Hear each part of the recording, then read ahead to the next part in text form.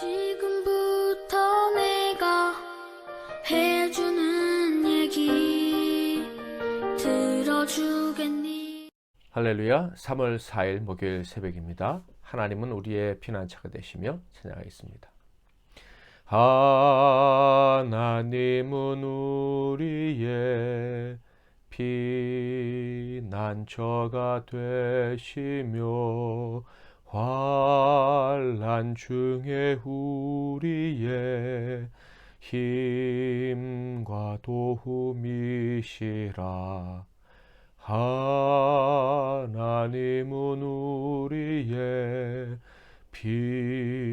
피난처가 되시며 환난 중에 우리의 힘과 도움이시라.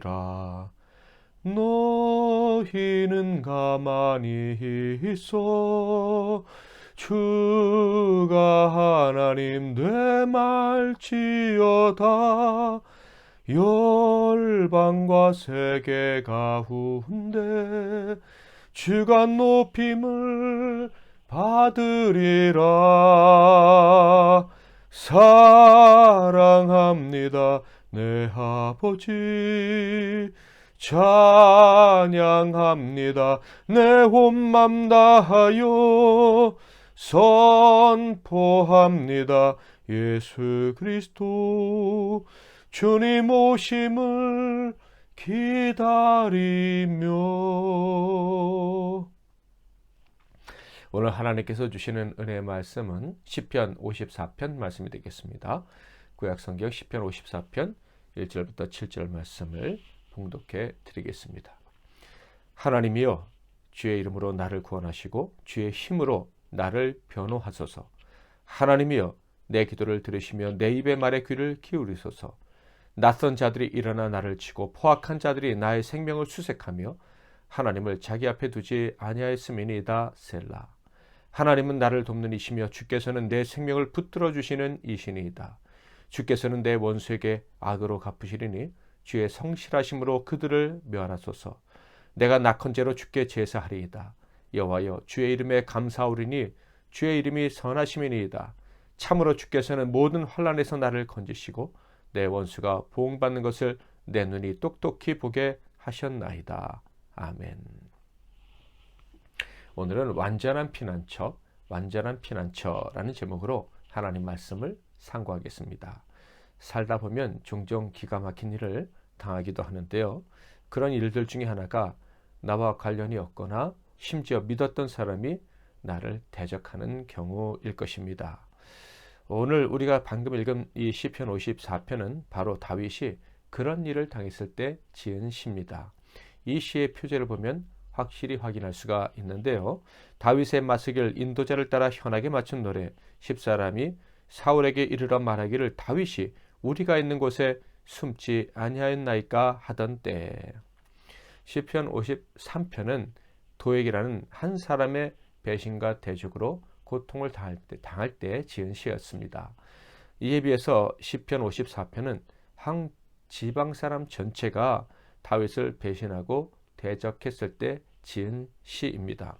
그러므로 다윗이 받았을 충격은 도액 사건 때보다 더 크면 컸지 작지는 않았을 것이다 라고 예상할 수가 있습니다.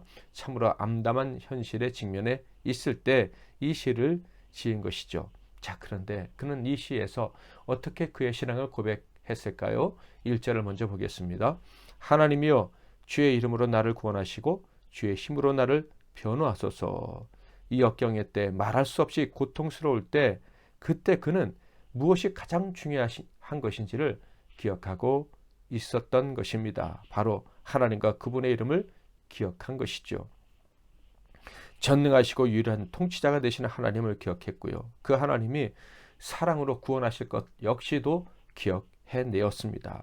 특별히 하나님의 구원은 하나님의 힘과 하나님의 변호하심에서 나온다고 고백함으로 그 놀라운 하나님의 성실한 도우심을 역시 기억해낸 것입니다. 하나님의 힘으로 나를 변호하신다면 누구도 그 권위와 그 논리에 반박을 하지 못할 것이다 라는 것을 다윗은 기억하고 있는 것입니다.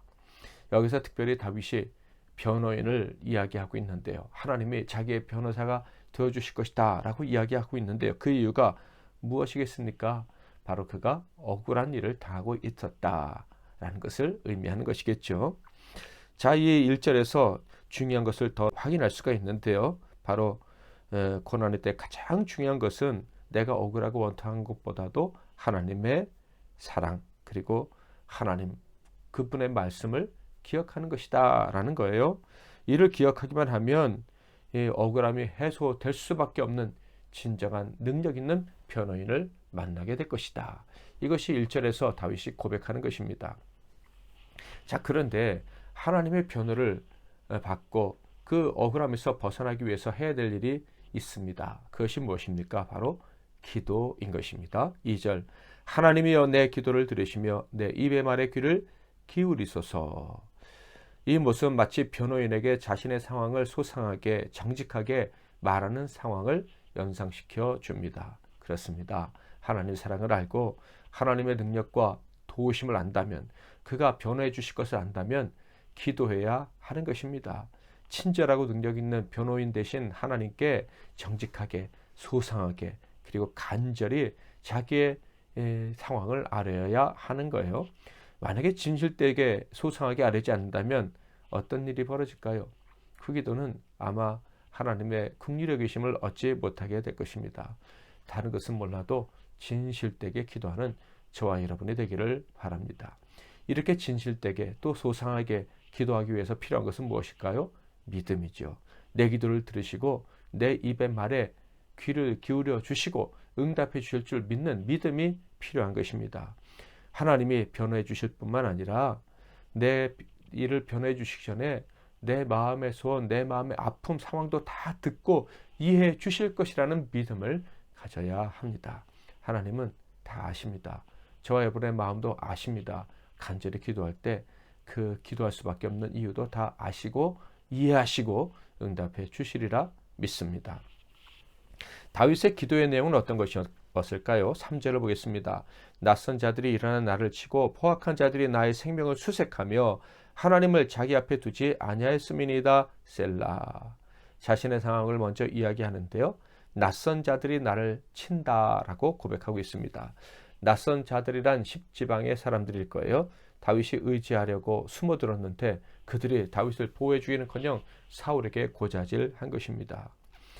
물론 의지했긴 했지만 얼굴은 다 몰랐겠죠. 근데 정말 그들이 다윗이 기대했던 것과는 달리 다윗을 알아주지도 않았고 다윗을 사울에게 고발해버리고 만 것입니다. 포악한 자들이 자신의 생명을 해하려 수색한다라고 고백하고 있어요. 이 포악한 자들은 또 누구일까요? 바로 사울과 그의 졸개들을 말하는 것입니다. 낯선 자들의 고발을 듣고 다윗을 포위해 오고 있는 자들이 바로 이 포악한 자들이다 하는 거예요. 또한 다윗은 말합니다. 낯선 자들과 포악한 자들은 다 하나님을 무시하는 자들이다. 그러니까 하나님이 나타나 하나님이 능력자 되신다는 것을 보여주시기 전까지는 절대로 두려워하지도 않고 다윗을 추적하는 일도 포기하지 않을 것이다 라는 말이죠. 결국 하나님이 나타나 도우시지 않는 이 상황 속에 계속 있게 된다면 다윗은 숨을 곳도 없을 것이고 결국 그들에게 잡혀서 죽게 될 것입니다. 그럼에도 불구하고 다윗은 기도하고 있어요. 왜요? 알고 있는 거예요. 하나님이 도와주실 것이라는 것. 피할 곳이 있다는 것도 알고 있어요. 어디요? 하나님. 하나님께만 피하면 된다는 거예요. 하나님만이 유일하고 안전한 피난처가 된다는 사실을 다윗은 알고 있었던 거예요. 그래서 믿음으로 기도했던 것이죠. 사랑하는 성도 여러분, 우리 하나님은 우리의 완전하고도 안전한 피난처가 된다는 사실을 믿으시기를 바랍니다. 여러분의 피난처는 어디입니까? 그것이 사람이거나 여러분의 경험이나 능력이거나 돈이 되지 않기를 바랍니다. 과거의 경험 이런 것도 절대 우리를 보호해 줄 수가 없습니다. 이 모든 것을 지켜보시고 아시고 그리고 보호해 주실 분은 하나님 한 분밖에 없다는 것을 기억하시고 하나님께 피하는 저와 여러분이 되어야 할 것입니다. 다윗에게는 이것은 너무나도 명백한 사실이었습니다. 진리였습니다. 4절 5절 하나님은 나를 돕는 이시며 주께서는 내 생명을 붙들어 주시는 이시니이다. 주께서는 내 원수에게 악으로 갚으시리니 주의 성실하심으로 그들을 멸하소서. 그는 하나님만이 자신을 도울 수 있다고 고백하고 있습니다. 하나님만이 내 생명을 지키실 수 있다고 고백하고 있습니다. 나아가 하나님은 내 원수에게 반격을 가하실 분이라는 것, 그래서 내 원수를 갚아주실 수 있는 분이라는 것, 원한을 풀어주실 수 있는 분이라는 것, 그것도 알고 있었습니다. 다윗에게 명백한 사실, 그래서 당당하게 고백할 수 있었던 사실이 여러분에게 동일하게 적용될 수 있습니까?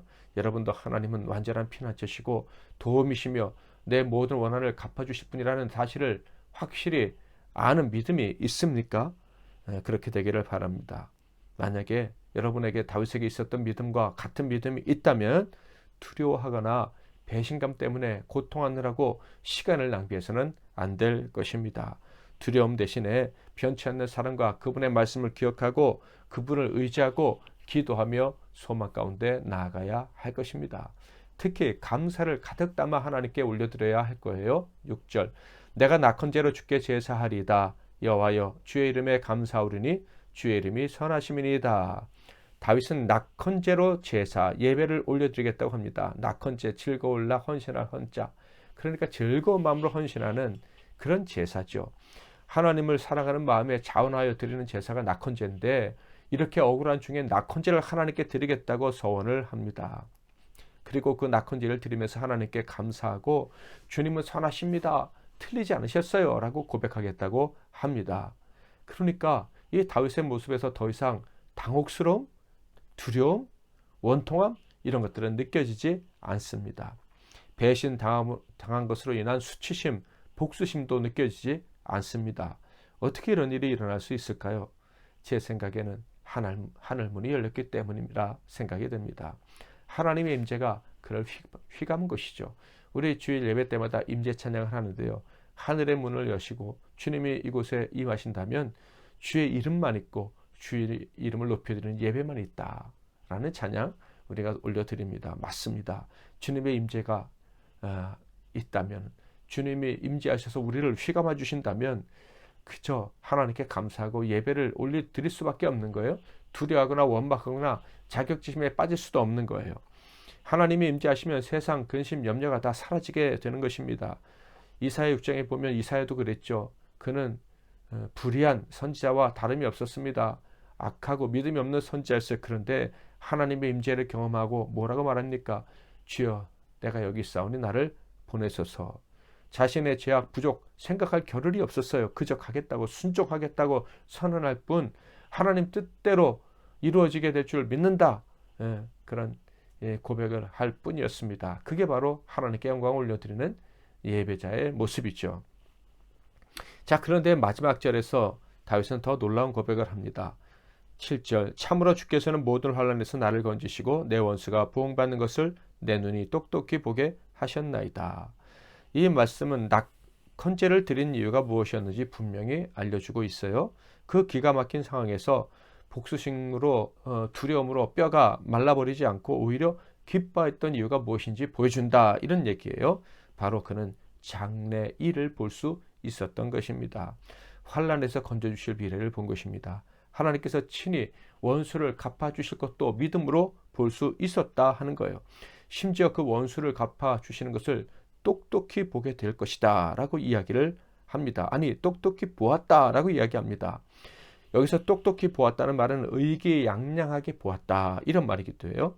복수의 사건은 아직 일어나진 않았습니다. 역시 다윗은 억울한 피해자로 있고 도망자로 있습니다. 그럼에도 불구하고 그는 똑똑히 보았습니다 라고 이야기를 하고 있습니다. 당당하게 의기양양하게 보았습니다 라고 이야기를 하고 있어요. 다윗의 믿음이 그를 다른 차원으로 데리고 간 것이 분명합니다. 아직 도망자지만 마치 승리한 자처럼 살게 해준 것이 분명합니다. 지금 의기양양한 사람이어야 할 사람 누굽니까? 사울과 그 졸개들 아니겠습니까? 모든 사람들이 사울 편으로 돌아서고 있기 때문입니다. 그로 인해서 다윗을 잡기 위한 포위망은 점점 좁힐 수가 있었죠. 그런데 다윗은 뭐라고 말해요? 내가 더 의기양양한 것처럼 말하고 있습니다. 실제로 그랬어요. 사울은 다윗을 잡아 죽이기 위해서 포위망을 좁혀가면서도 월등한 힘을 가지고 일을 하면서도 두려웠습니다. 다윗이 자기 자리를 뺐을까 봐. 그러나 다윗은 의기양양했습니다. 원수들을 쳐다볼 때 흥분되거나 복수심으로 불타오르지도 않았습니다. 오히려 그들의 초라한 미래가 눈에 보였습니다. 그래서 심지어 가련한 마음도 품고 그들을 볼 수가 있었다 하는 거예요. 아마 그랬기 때문에 사울이 다윗의 칼에 죽을 뻔했지만 다윗이 여러 번 살려주지 않았었나 하는 생각도 해봅니다. 사랑하는 성도 여러분, 우리는 언제나 하나님과 그분의 능력, 그분의 이름, 그분의 변호인 되심을 기억하고 살아가고 있습니다. 하나님 우리를 변호해 주실 뿐만 아니라 우리의 원수를 갚아주실 거예요. 우리는 그것을 미리 보고 있습니다. 그러므로 우리 역시 다윗처럼 우리 원수들을 볼 때 그들이 행한 일보다 그들이 당하게 될 일을 더 크게 볼 수 있어야 할 것입니다. 그리고 그들을 불쌍히 여기며 마음의 평안을 유지할 수 있어야 할 것입니다. 놀라운 용기와 담대함을 가지고 살게 하시는 분이 우리 하나님이십니다. 그 하나님의 사랑입니다. 그것을 경험하며 사시는 저와 여러분이 되시기를 바랍니다. 하나님의 우리를 구원하심, 그리고 우리를 변호해 주심, 원수 갚아주심을 미리 보고 믿고 살아갈 수 있다면 우리는 누구보다도 용기 있게 미래를 소유하게 될 것입니다. 완전한 피난처에서 오늘과 내일 그리고 영원히 살아가는 복된 존재가 될 것입니다. 하나님은 우리의 피난처 찬양하겠습니다. 하나님은 우리의 피난처가 되시며 환난 중에 우리의 힘과 도움이시라. 하나님은 우리의 피난처가 되시며 환난 중에 우리의 힘과 도움이시라. 너희는 가만히 있어 주가 하나님 되말지어다. 열방과 세계 가운데 주가 높임을 받으리라. 사랑합니다 내 아버지, 찬양합니다 내 온맘 다하여, 선포합니다 예수 그리스도 주님 오심을 기다리며. 아멘.